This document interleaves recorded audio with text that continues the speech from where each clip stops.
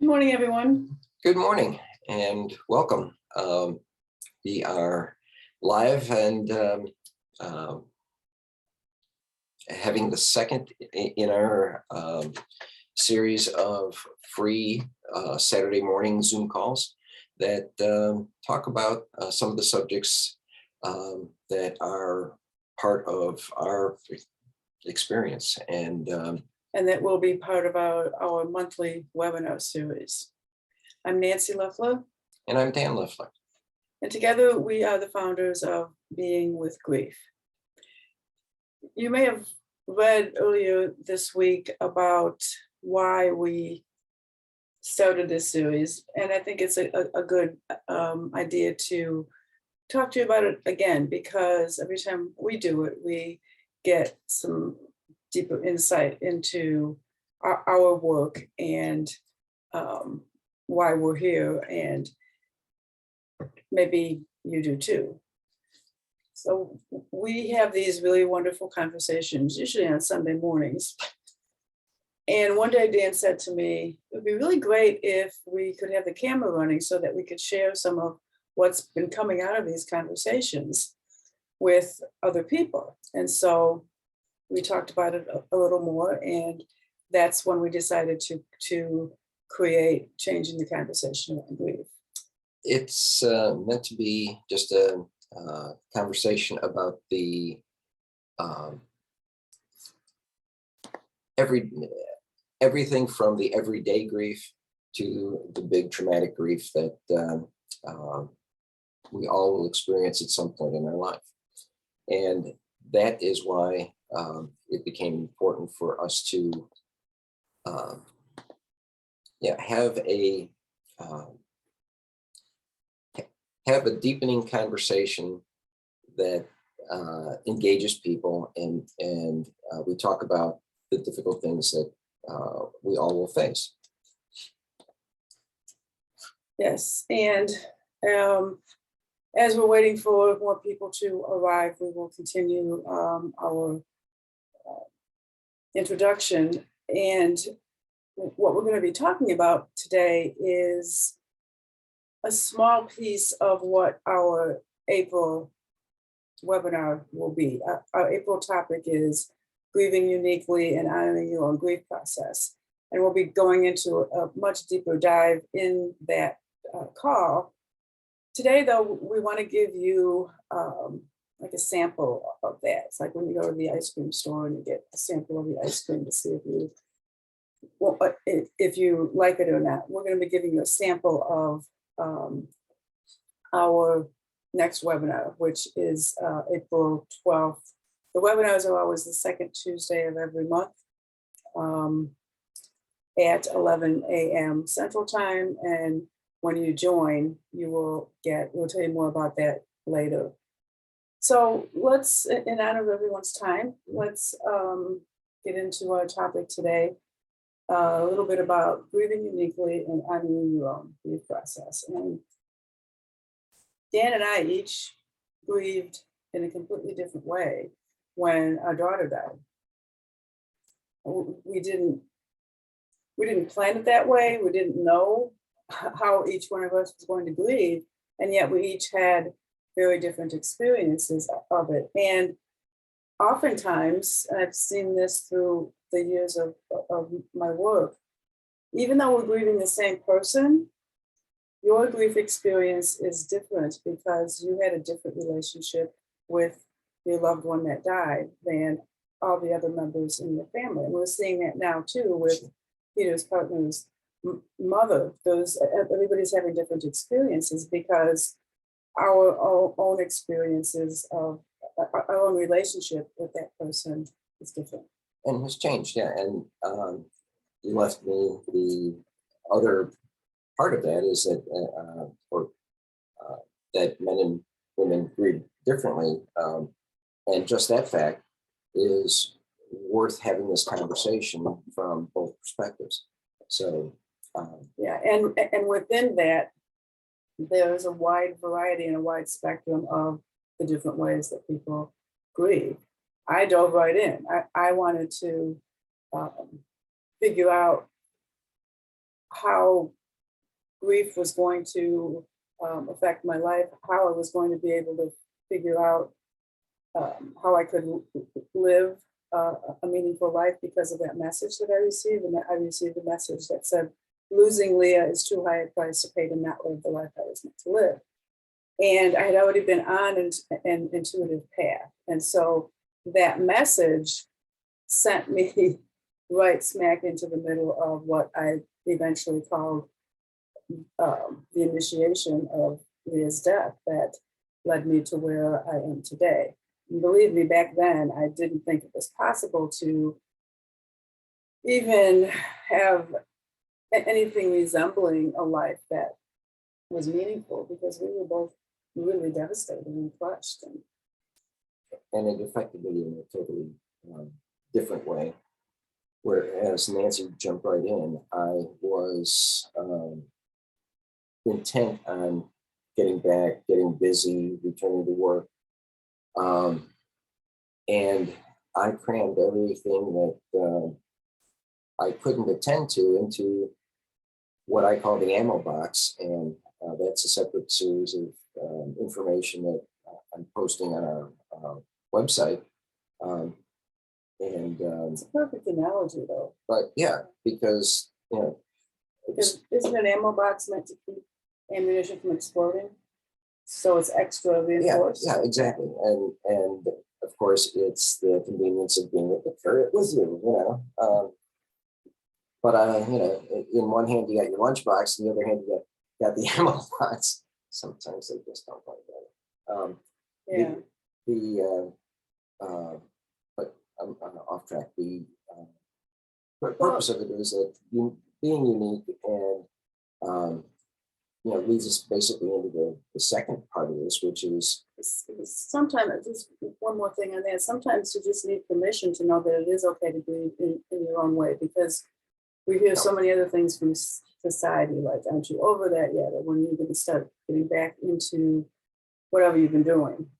It's been 1 year, it's been 2 years, it's been 3 years. Aren't you over that yet? And you really never get over it. You learn how to live with it. You learn how to carry it in a different way. right. And like I said, it's all part of the process, and we're about honoring that process because everybody's path is unique, and because that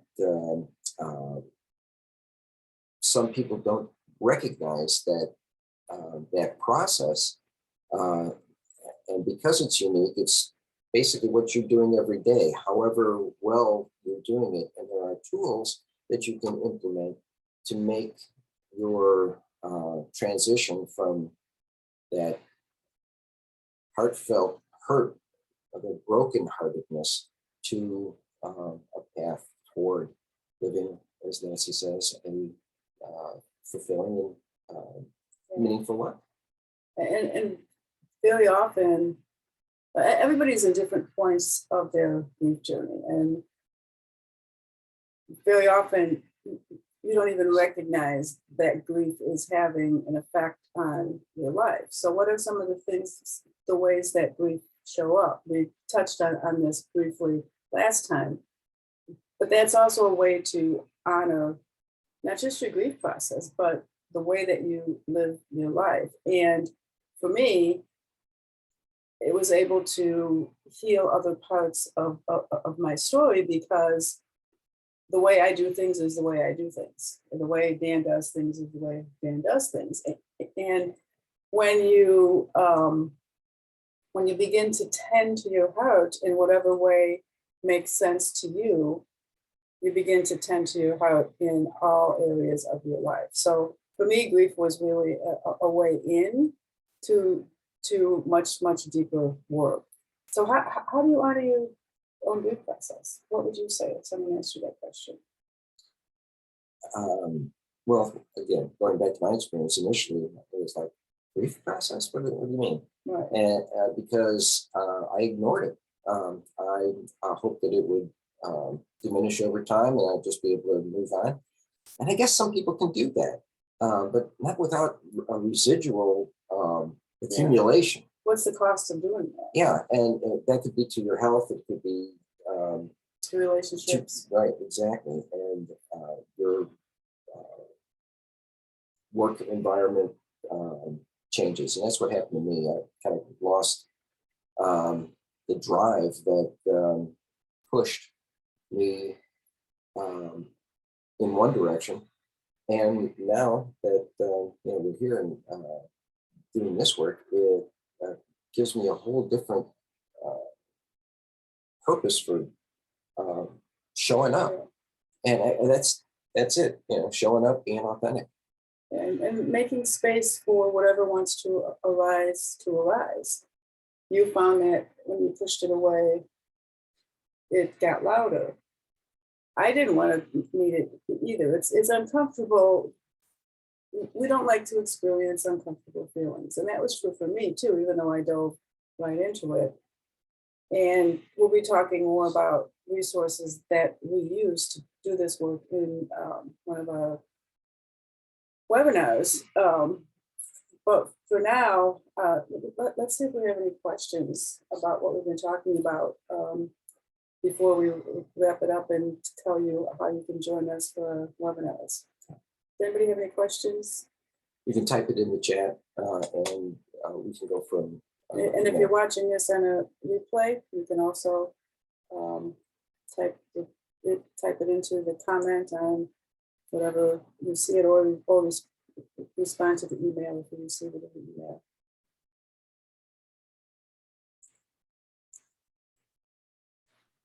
There's so much that we could continue to talk about with this. Dave, it looks like Dave has a question. Yeah, I mean, I guess my whole thought process around here is just been thinking about how best to support someone who is going through grieving. That's something that comes up a lot for me. Is recently there's been a situation that's come up, but it comes up a lot. Anytime I hear that somebody has lost somebody, Mm-hmm. I'm just constantly at a loss for what. I've had people say things like, please don't send flowers, or and I'm always at a loss for it. Is it helpful or not helpful to even bring it up, because they may or may not want to talk about it. And so I think that's something that comes up a lot for me is right now as far as the grief conversation. That's a great question. And we actually did a conversation about this yesterday. We recorded it and we posted it.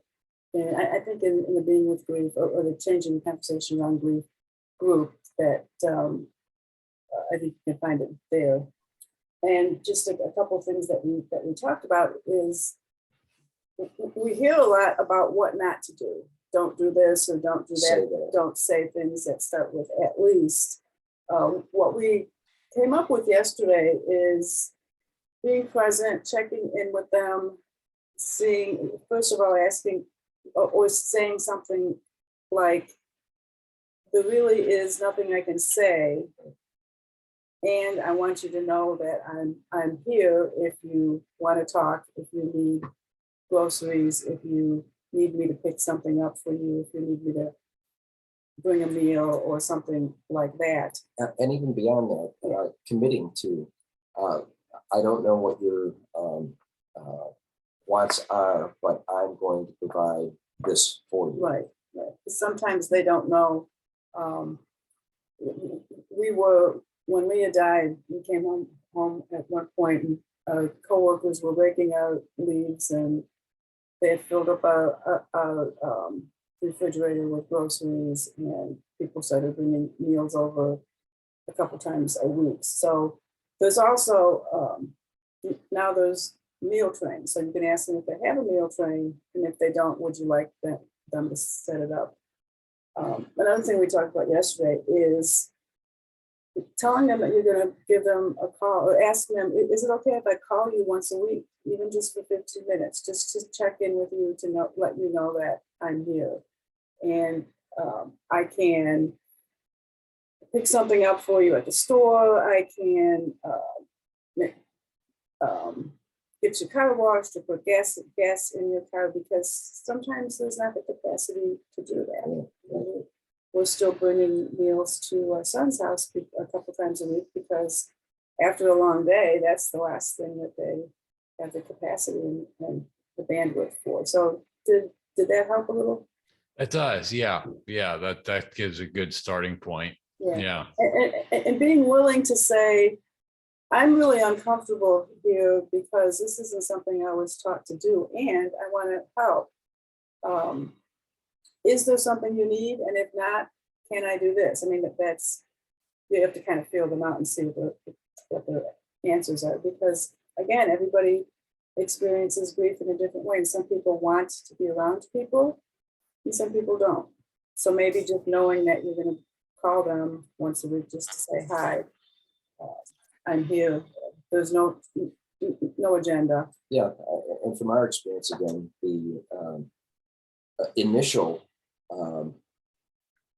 response that we got, that people responded to needs like that, lasted a relatively short time, Right. and then everything dried up and disappeared. So it's remembering that after the service, the funeral, or after a certain length of time, that person is still feeling the loss. And so having someone check up on them on a regular basis as time progresses can be really important. One idea that came to mind as you were sharing these, it could be, I could write something that says, okay, here are, I'm uncomfortable, I'm out of my element, I'm not really sure what to do here, I don't know what your needs are, but here are some things that I would be willing to do if that would be valuable to you, or if you have other needs, please feel free to share those. Yeah. And I might be inclined to say, I'm not going to bring this up unless you express a desire to talk about it, because I don't have any way to know whether or not it's a good time for you to want to talk about this. And I don't want to presume that it is. And I found that does more harm than good sometimes. Yeah, it's knowing your own comfort level too, and also the relationship with the person that you're talking with. The one thing that we saw play out in a not very good with not very good results is texting anything that has texting it to get basic information. It is okay. Texting a lot of stuff where people cannot understand your or see your Cues, your facial expression or hear the inflection in your voice. We've seen some disastrous effects with that. So just a word of caution there. Short informational things. Is it okay for me to send you something about? Is it okay for me to call you tomorrow or something like that? Or writing something out in an email, because that's a little different than a text. So just a little word of caution there because of some of the stuff we've seen. Mhm. That was a great question. Thanks, Dave. Thank you.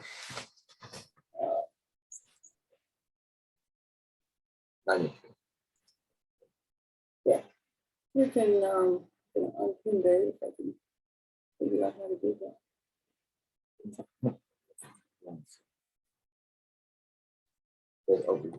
Curious. We got it. So hopefully we have illustrated to you the nature of the conversation. Again, the next webinar is April 12th at 11 a.m. Central Time.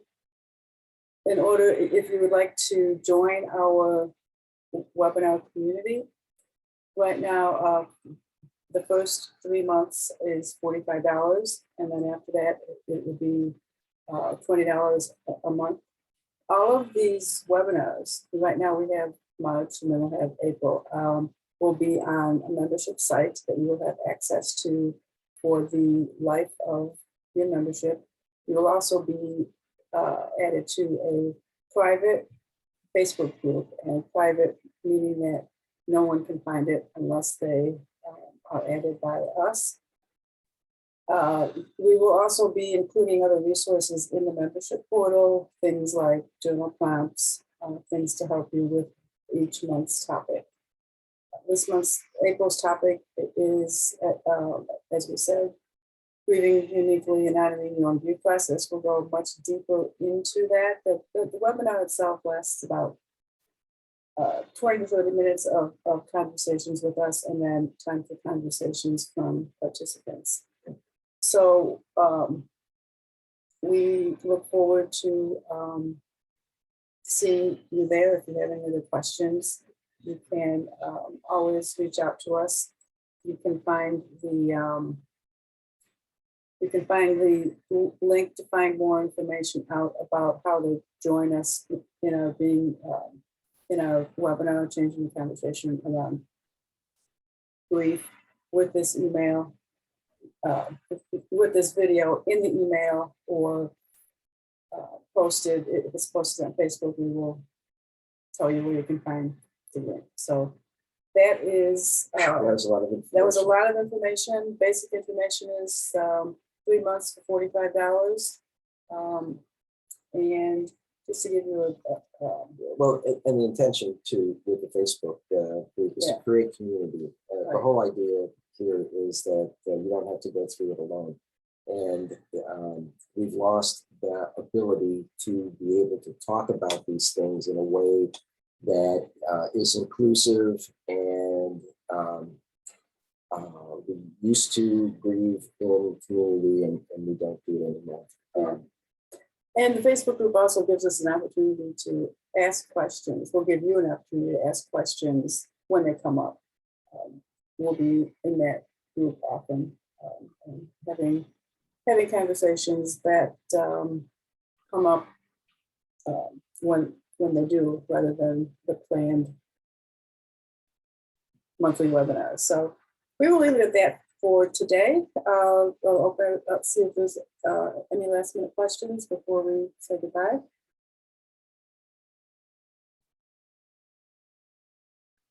And if not, then we will say goodbye for today and hope to see you soon. Thanks. Bye.